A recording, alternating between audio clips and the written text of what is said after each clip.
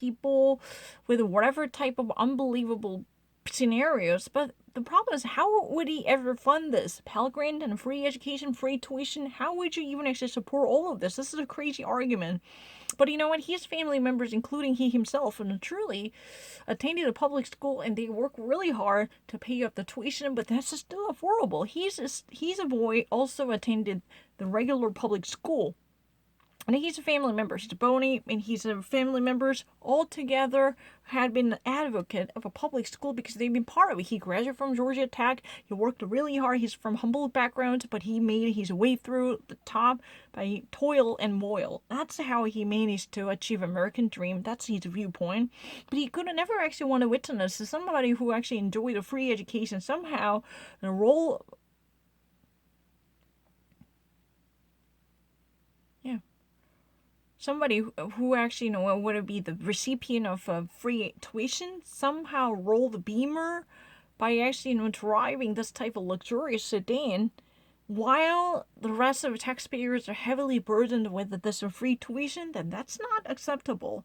There are some moral depravity because the welfare queen, social welfare queen, who would actually, collecting food stamps or any type of benefits like social security programs, then she would actually enjoy a luxurious fur coat. And then this type of imbalance should never be tolerable, bearable, because there will be eventually certain taxpayers who actually work their ass off to pay up their bills. Then they're going to be completely disadvantaged because of somebody's very ridiculous and reckless spending. This is really conspicuous disaster of a public welfare because somebody would eventually drill down on this loophole to claim more while the rest of people would be bound by increasing burden because of this reckless spending. That's almost unbearable.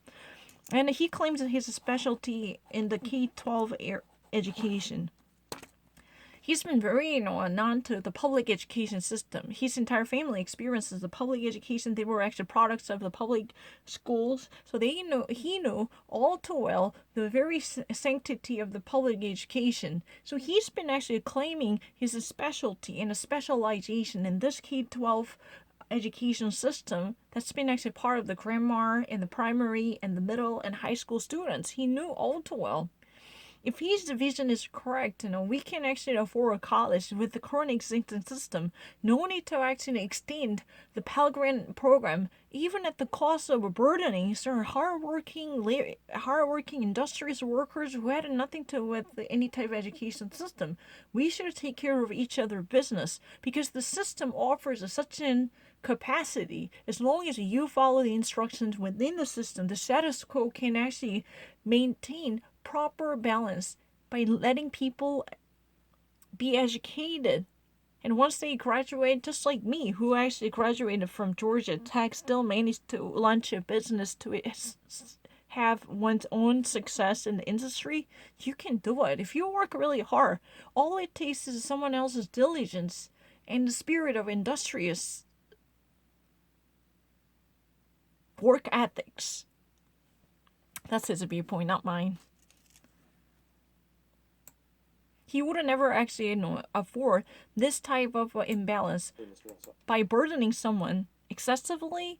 Meanwhile, the recipients who actually reap the greatest benefit from this, a Pell Grant or any type of a free education system, who later move on to enjoy luxury at the cost of someone else's. That's not right. Those people who might actually share the equal burden, that's acceptable. But think about it. Somehow there is a certain person who actually, decides to channel one's energy into higher education. So, he or she becomes the laureate of a Pell Grant. Think about it. The recipient. Yeah, the receptor of the Pell Grant, which is really the statewide and nationwide federal. Technically, this is a really federal scholarship program, but that would be given statewide. As far as I know, the state government is definitely in control of the system, but this is really the nationwide operated scholarship program. So you need to have a citizenship to obtain this. The fund would immediately come from the U.S. revenues allocated to each state, if my understanding is correct. But the problem is, I would have never want to see anybody who somehow, funnels one's energy into study instead of, farming or industrial work.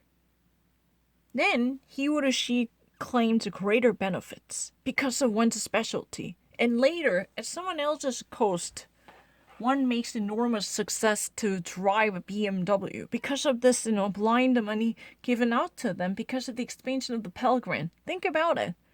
Then those people who actually work once back off by moving heaven and earth in different sector. They would never actually receive any proper subsidies like Pell Grant. Then they would be unfairly burdened. This is really against equity. Then later, those students who actually graduate from higher educational institutions, then they would actually indulge in luxurious behaviors, sumptuous behaviors, like driving a Beamer or having a Mercedes, rolling Beamers, or any type of a opulent sedans. Can you imagine that? For that, how many invisible people share that burden in the name of tax money? Because eventually Pell Grant should be expanded with more influx coming from taxpayers' money. You know what? I graduated from Georgia Tech. Georgia Tech is really, yeah. But you know what? If you ever actually go to that kind of technology school, you can actually learn the very practical understanding about the engineerings, or you can be a master in civil engineering. So you can actually do whatever you like to. Still, if you ever actually go out of the school to launch your own business or get a job from different private sector, you can always pay that off. The system works in that way. The system has been designed to promote this type of higher education. So just actually accept that. Don't try to actually spend more of a taxpayer's money. That would only burden people living in this country. What if those people never wants to pursue a higher education? Why would they ever actually share that kind of burden?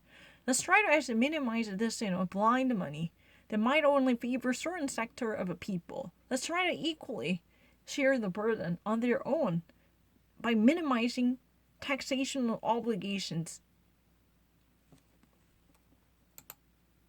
Sure. I mean, have you noticed it's always these guys, the Democrats? It's always this partisan invective.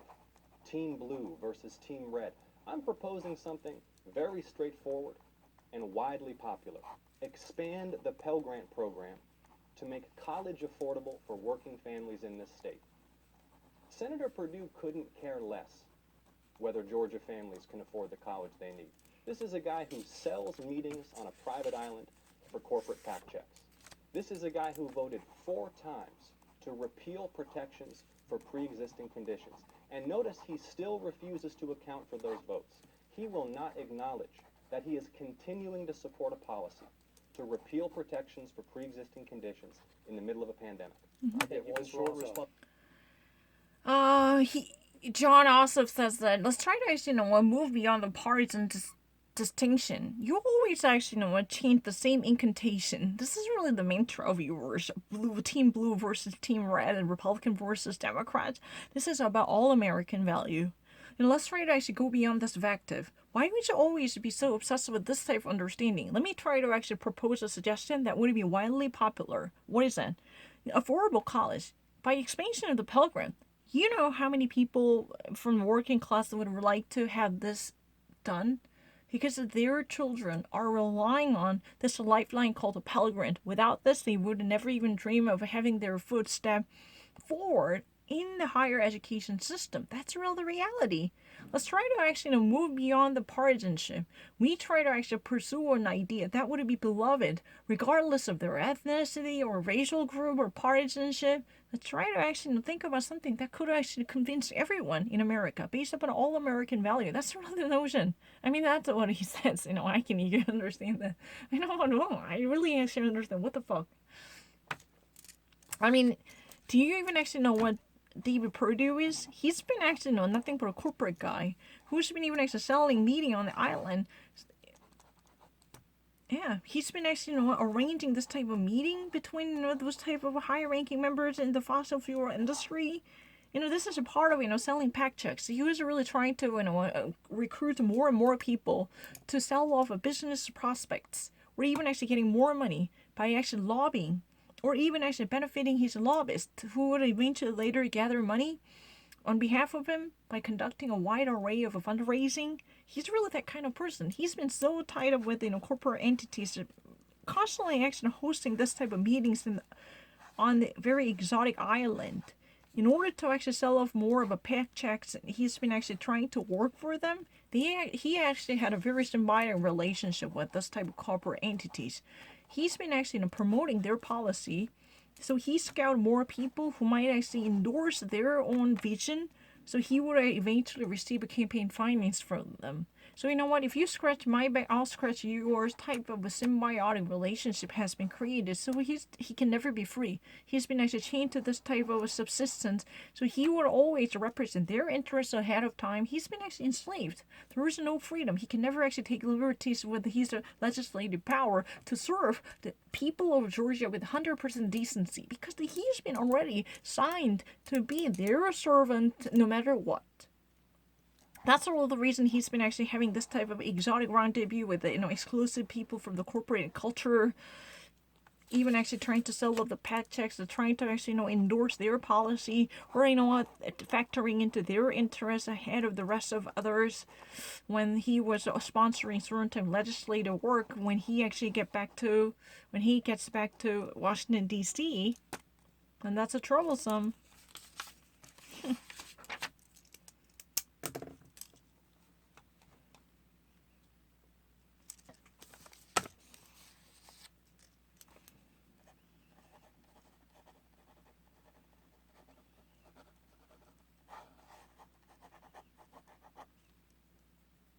그러긴 생각했는데 갑자기 생각 못했어.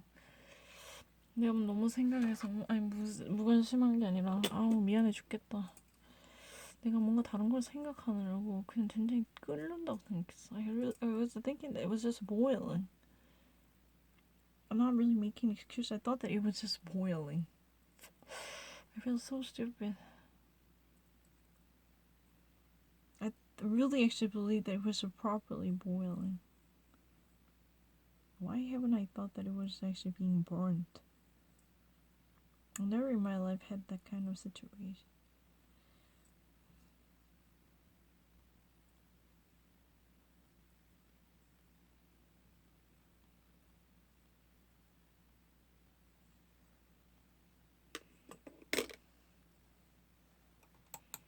To that. Very short, That's we a got a lot of response I questions can to go respond. to. I understand that. Well, here again, he's prevaricating. He told us one thing. He said, oh no, I would never take corporate money, but it's in a public legal filing where he filed that he took corporate money. So this better than now attitude is just getting to the end of patience. But the other thing is, what the real issue is, he hasn't come clean with China, corporate money, what he wants to really do with the Second Amendment, or opportunity zones, or HBCUs, or justice reform. These are the things that people care about that we've just gotten done. He's doing everything he can to sweep the conversation away from those things. Can't let that stand. So David Perdue got a little bit perplexed, I think. But you know what? There is a different type of incoherence, tell the truth, when it comes to his own campaign finance. John Ostock truly received a sort of money from corporate entities out of Georgia. And I don't really know about his involvement with China. He might actually have a certain connection with China. That's also interesting. But, one of the fundamental reasons why there is a huge elevation in the the campaign finance scope during this election season is a really intensified attention to this regional Senate runoffs, right? That's all the reason there is a massive money coming from different sources than the state originating entities, for sure. But that actually had something to do with the John Ossoff.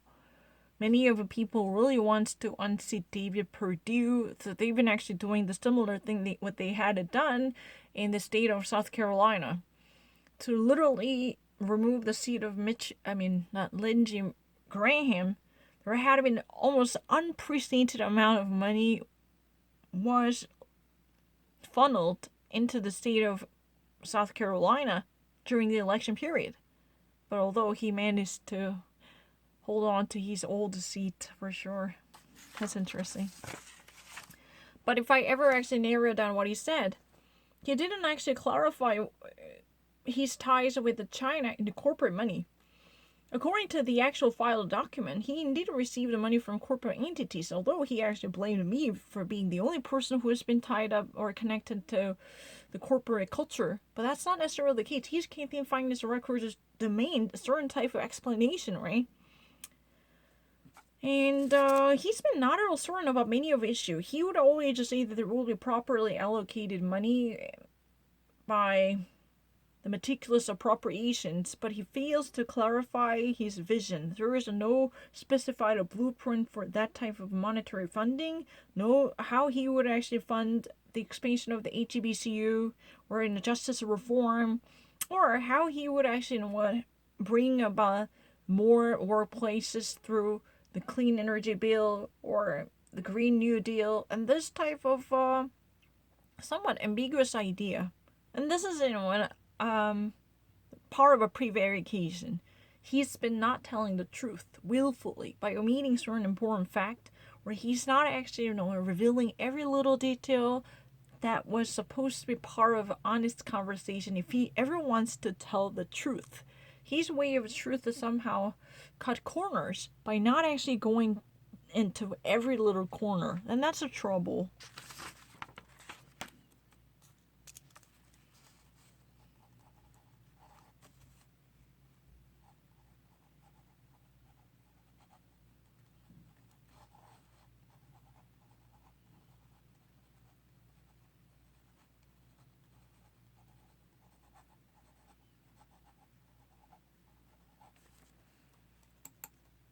Very quickly, and we'll button this up, and then we're moving on to the next question.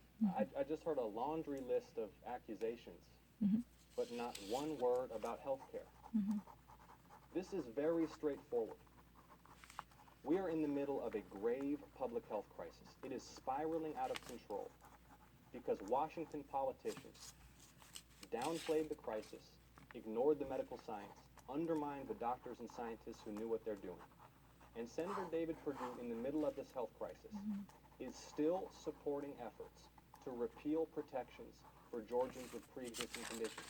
Listen, everybody out there watching at home, you need to know, if he has his way, insurance companies will be able to deny you coverage because you've got heart disease or diabetes or you've recovered from cancer. That is your time, Mr. Ossoff. I Let's have move on. fun. He called my name in there.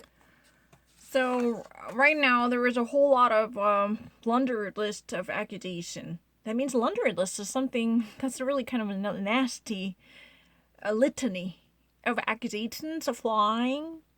Because he just really thinks he needs to do away with this by defaming me in that way, even at the cost of defaming my reputation. That's a laundry list. It's such a homework list or litany of something that one thinks one needs to do or do away with. But there is no serious plan that would eventually acknowledge the wrongdoing of his failure. Just like the rest of politicians, they are the problem. Because in the immediately following from the aftermath of coronavirus in China, or even in different corner of the world, there was no single recognition coming from the reasonable incumbent politicians, especially from Republican Party, who would actually come out honestly to acknowledge the danger. They should have spotted something. They should have acknowledged that what could it be. I mean, if they made a mistake, then they could have admitted their wrongdoing, say, my discretion was limited, so I could not actually see through, so I had to eat a humble pie. Then this type of a recognition should have been there, or mea culpa moment, to at least acknowledge their guilt or their lack of consideration. But that was not there. In the first place, the actual ignorance manifested by the major politicians, part of the Congress and the governmental authorities, and their disrespect for medical science. These are all the reason why we experience this exacerbated version of the coronavirus. This would be almost unprecedented among other industrialized and developed nations. This is really unbelievable. That's really what he said.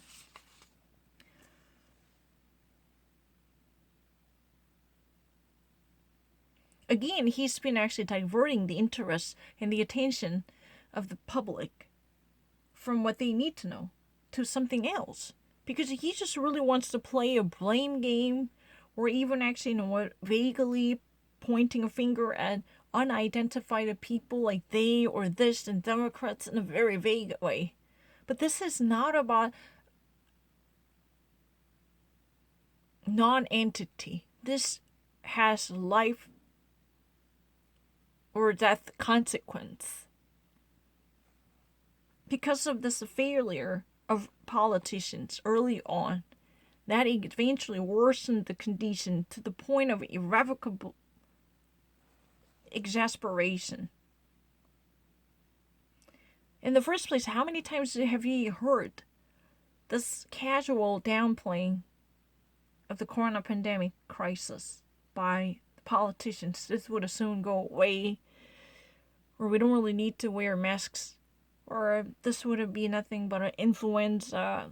After the season, it would actually die down and subside. This type of a casual inattention to the approaching gravity of danger was very, very popular, especially among those in power. They could have simply say, sorry, we were mistaken. They could have done this, but they're not doing it. That's the real problem. That's not the end of story. If you ever actually vote for this irresponsible politician like David Perdue, it's like, you're going to opt for the denial by the insurance company simply because you had a heart attack, or simply you had a degenerated heart, or you had a congenital disease, or you actually suffer from asthma, or you actually recover from cancer, you had a blood pressure, or anything. And this type of conditions would be the very exact cause to have you denied. If you ever actually vote for David Perdue, it's like you've been actually waiting your turn to be denied and declined by the major insurance companies who might actually exactly illegally deny your chances to join their services. Your membership would be revoked because you actually would be accused of hiding your own pre-existing conditions, because they could always find a loophole which could give them a greater leverage to decline your chances. There are possibilities. If you ever actually vote for, or if you ever actually feel sympathetic to this guy, if you ever decide to be a sympathizer of David Perdue, it's like you would actually jump into the corporate business world, because he would be so bound by his obligation owing up to the corporate entities and the major sponsors. He would have never lend an ear to you.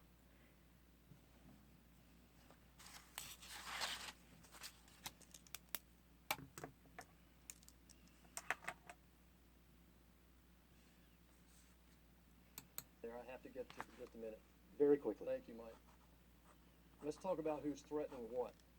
If you move to socialized medicine, guess who determines who gets surgeries, who and how long you have to wait, and what doctor you have to use? The federal government.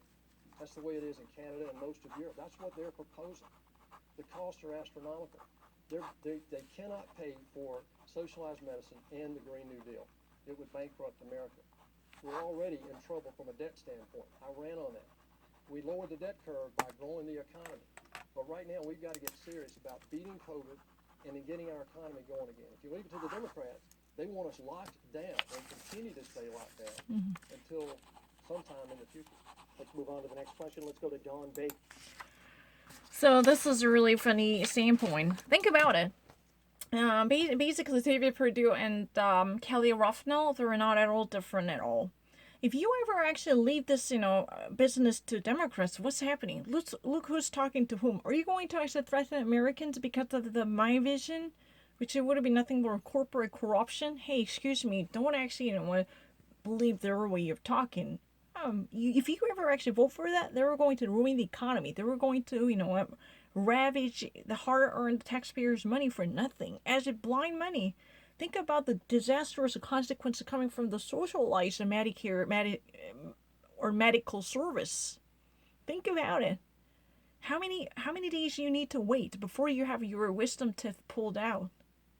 You need to actually, forever spend your days in line before you actually have your doctor's appointment at a local clinic.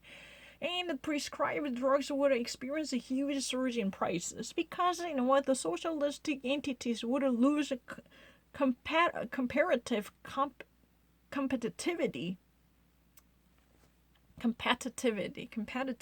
It sounds really bizarre. They would actually lose any type of competence in the market system. Then they would eventually fall for their own self-irony. They could never actually, around more money based upon the efficiency. In the first place, they would dole out and mete out everything to everyone. Then they would eventually, run into Stonewall, which is called the contraction of a supply. There will be no more money because they would quickly abuse their own monetary fiscal resources to reach such limitations. Then that's a real problem. That what would have happened. Then just like the Kelly Roughlin said, your doctor's office would eventually, like the DMV office. Have you ever actually been to the DMV office to actually get your driver's license renewed? That were like, this would take forever. It would be noisy. It would be chaotic. It would be no proper service. You have to actually sit there forever and more until to be accommodated by any available officer. That's what it would be like. The future of the medical service operated by the socialistic agenda by Democrats, because this would have killed out efficiency. There will be no market-oriented competence that would have lowered down the cost because of the more competition between different providers, because he would have died down and killed off any possible competitors who really wants to joust with each other. Without this type of fight off. If there is only universal single provider for health service by the socialistic government entity, this means there is no chance that anybody ever experience a proper way of living. That's the word. It just really wants to say, I understand the thing. People actually say I don't get it. I have to actually get myself proven. That's really the reason I'm doing. And David Perdue again says that he's tonalities like this. Hey, you think that Democrats only have a power to threaten other people? You know what? You just actually heard of what John Ossoff said. He's been actually threatening. If you ever actually vote for David Perdue, it means you're gonna say goodbye to your health insurance because no one would accept you because you suffer from heart attack, or you actually recovered from cancer, you had an asthma, you had a little severe cough. And anything can be the reason why they would actually deny you. It's like, you're actually, voting for a corporate sponsor like this. Corporate sponsored entity like this. You think you're really the only person who can threaten the people. Let me actually tell you something. Democrats, they would eventually leave nothing to our children. But think about it, in this corona pandemic crisis, they would have forever and more locked down this entire economy. And how would you even actually earn this money? They've been actually pursuing this Green New Deal in the midst of the corona pandemic crisis when most of local entities are running out of their money. Think about it, California. They've been actually downsizing many of a Green Deal projects they've been actually pursuing. Why? Because the corona pandemic would have actually plundered their revenues significantly. There's no way they can actually chase after two different rabbits at once because they were going to be squashed by the economic disaster. There would be no more production, no more factory, no more regular transactions. This type of lockdown favored by Democrats would only worsen the crisis until sometime. No one knows till when. Tell the truth. AKA, David produced it until sometime. It means AKA until forever. No one can actually guarantee when the resumption of a business would be acceptable from the perception of the Democrats because they just really wants to minimize the debt toll. That's all they're thinking about. They would have liked to put the entire economy in paralysis. They would have liked to do whatever it takes to shut down the economy without thinking about the consequences and results that might have to starve people to death. That's really okay. If you die from starvation and famine, that's fine. But you should have never died from coronavirus. That's really the argument. Like this. That's his argument, not me. And if I ever actually speak,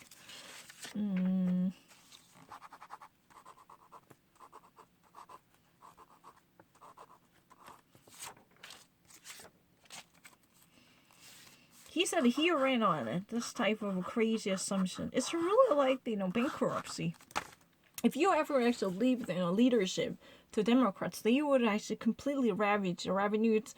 The governmental treasury would immediately be emptied. This is nothing but, putting our nation on the path track to bankruptcy. They can never pursue the Green New Deal or even actually free tuition or generous Social Security entitlement programs by operating these two lavish packages at once, because both of them demand a huge chunk of money set aside. Where would they ever actually get this money? They want to jack up the money. Tax. They wanted to hike up and jack up taxes. They want to ramp up and ratchet up taxes. In the midst of pandemic crisis, most of households are suffering from economic difficulties. Then they would be bombed with this type of disaster.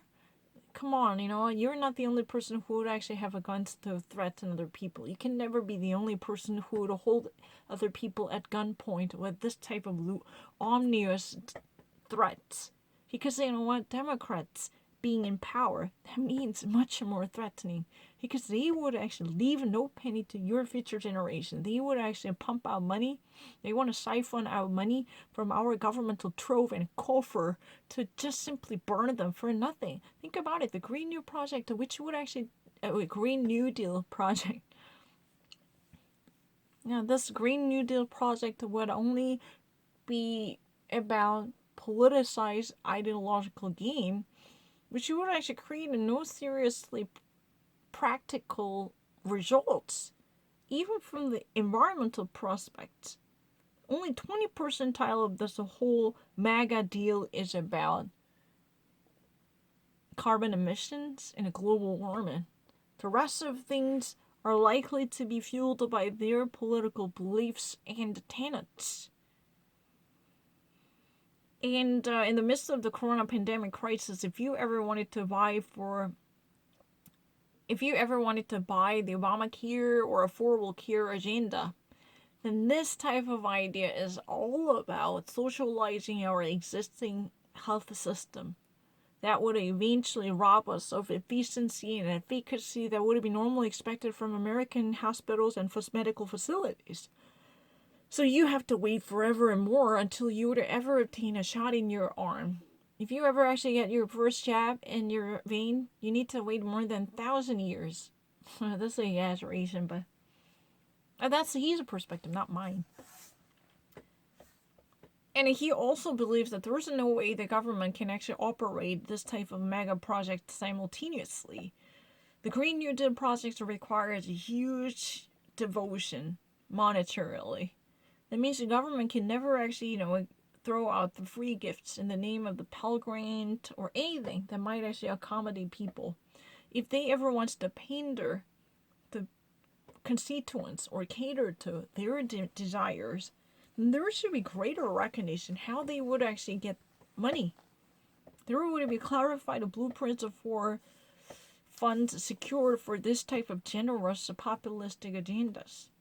Then they refuse to do so because they are putting their head in the sand like ostrich. They never want to evade, they were never want to face the danger ahead of them. And this is literally like being on the fast track to bankruptcy because the government can no longer afford all this pet projects or breach to nowhere promised by Democratic politicians, always building castles in the sky. They even always are promising something in vain. But you know what? Where would the money come from to support and finance all of them? Government can actually operate the Green New Deal, which would eventually empty out our entire treasury. Meanwhile, they can actually promote another lower cost or governmental oriented universal health care and the expansion of a Pell Grant. And if they ever actually do all of them, then there was no person who would actually think of the possible solution to massive deficiency in the treasury. Then what would they do? The easy solution to this is literally burdening Americans with more taxes. Then they need to pay more to the IRS. Because in that way, the Congress can splurge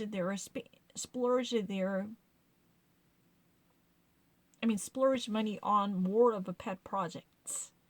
Or if they're boondoggles, alright? Splurge their money on it. I had a little problem with no more surprise billing. It's useless.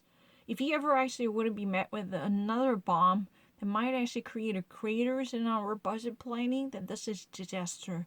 Because there is no guaranteed solution that might actually plan our future spending ahead with a lasting impact. Because this is really short-sighted and myopic, populistic agenda that would only last, for a couple of years. Or even months. That's really it. Let's try to be very prudent in terms of spending and trying to save money for a rainy day. Otherwise, our economic crisis would only be deepened by creating ever more debts that would eventually be passed down to our future generation who had done nothing. That's really the argument. Here with WTOC. This question is for Senator Perdue. When you won the Senate seat, you labeled yourself a deficit hawk. In the past few years, under President Trump and the Republican-controlled U.S. Senate, the deficit has increased dramatically, including a huge tax cut, primarily for the wealthiest Americans. Have your concerns changed at all about the deficit? The question itself isn't what Senator. It's really directed to Senator David Perdue. Throughout the years, you've already actually identified yourself as a deficit hawk who's been vigilant in terms of spending. You never really wants to expand the spendings because you want to be a guardian of deficit by keeping our national spending in balance. But however, ever since your time in the Senate, the actual deficit has been increased enormously. The nation is heavily indebted up to its ears. Everyone can see that. The actual national debt rates also multiplied to the point of inconceivability. Primarily because of this expansion, especially under President Donald Trump, the actual deficit has been increased. Why? Because there has been a massive tax cuts given to them. The rich people, the powerful corporates enjoy enormous tax break holidays. That would actually open the door to evade tax burdens legally because there had been a wiggle room or there had been adopted stipulation that would actually give them a free get out of jail free card. So many of the wealthy and rich belonging to the upper crust of the society under President Donald Trump's presidency enjoy such a ludicrous tax break. How can you explain this in coherence? Since you've been always known for self-proclaimed deficit hawk. You want to be seen in that way. You profile yourself to be a guardian of the national spending by actually being vigilant in terms of hindering Democrats from recklessly spending and splurging. How would you explain it? Because of you are corporate tax cuts endorsed by your President Donald Trump. During his presidency, there exists a massive increase in deficits. How would you explain it? What would you like to do? At all, Don. Thank you for the question and the clarification. First of all, the tax cut, point of clarification, was not for the rich. The people who benefited the most from it, from this economic revival we had, are the poorest in our country. Under 8 years of Barack Obama and their great economic profile, their agenda, 800,000 people fell into poverty. With this agenda that we've put in place, working on regulations and energy and taxes and Dodd-Frank, We got the economy going, and the people that benefited the most were at the bottom of the economic ladder. We helped 6.5 million people pull themselves out of poverty. Now, the debt is a problem, and we have to work on that, but the first thing you have to do is grow the economy. What these guys want to do, and after Barack Obama doubled all preceding debt of all other presidents, this president had increased debt dramatic. We had increased debt somewhat, but the big dramatic increase is coming behind the COVID relief, and the president made the right decision, and we backed him up to bring COVID relief, $47 billion. John Ossoff won't talk about that. He won't talk about the relief that's actually been brought to the state in terms of hospitals and schools and communities and small businesses, because he opposed it. If he'd been in the Senate, he would have voted against this extension for more PPP help because he opposed it in the first place. Mr. Ossoff, you have 45 seconds. So now we are actually talking something really funny and interesting. So, he says that thanks for this clarification, but let me actually be very honest about this tax cuts. If I ever actually be very specific about the nature of the tax cut, it's not about the corporate and the wealthiest in our society. The greatest beneficiary from this program is more like the poorest in our society, who actually received an enormous tax break that would actually lift up a tax burden on their shoulders because they barely get by in the midst of this economic crisis, where even there is an economic boom, the government was able to secure enormous benefits coming from the booming economy. So they wanted to actually at least lower down the burden on everyday people. Think about it. Throughout the 8 years of President Barack Obama, almost like 800,000 people were lured to get caught in poverty. They were actually newly introduced to poverty throughout his 8-year tenure in the White House. More than 800,000 people somehow experienced poverty by newly identifying themselves in destitution. That's what happened. But while President Donald Trump was working massively to extend the COVID relief, indeed, there were indeed a certain increase in debts. Indeed, during the President Obama's presidency, there had been a massive tax increase. And despite all, there was a debt increase. Most of a surge in the debts would likely to come from the previous government. And there had been a relatively noticeable increase in the national debt, even during the President Trump too. Why? Because this has more to do with the coronavirus tax relief. Throughout the entire years, President Donald Trump worked really hard to support the poorest in our community by cutting off their tax burdens. That's the real reason why 6 million people somehow managed to overcome poverty, extreme poverty. They were somehow lifted up in our socioeconomic hierarchy. Their status has been improved. I'm not lying. Why would you actually say that this is difficult? Let me actually clarify things. David Perdue says that the definition of the tax cuts by the moderator was wrong, because this was indeed for boosting the poorest of the poor in our economy. Those people who belongs to the lower middle class or even below, who might experience abject poverty by earning less than a 60th percentile of the middle class income. Those people were greatly helped because of the adoption of tax cuts. That's the reason why Donald Trump was able to save more than 6 million people who somehow graduated from the abject version of poverty. They no longer feel they were destitute economic conditions because they could have been able to turn their situation around by climbing up the socioeconomic ladder. That was really done by the President Donald Trump's enormous insight into the economic difficulty. That's what David Perdue said. I don't really need to think about it. It's very easy. But contrary to that, President Obama, throughout his 8 years in the White House, increased the number of people who just actually experienced poverty for the first time. More than 800,000 people were newly added to the poverty class. Their socioeconomic class was indeed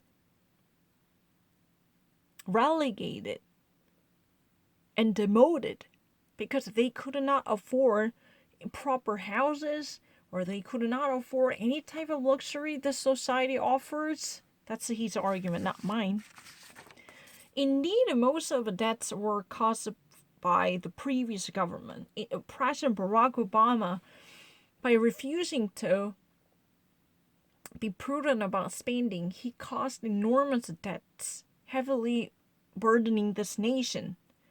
But I would never actually deny that President Donald Trump also increased our national debt slightly. Is it true?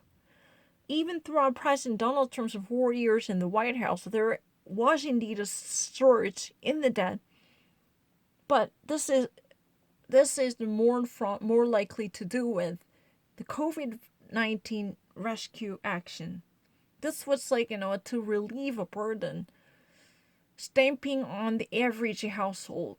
That was really the reason. Thanks to this generous program by President Donald Trump, Georgians were able to have $47 billion in the form of the economic relief.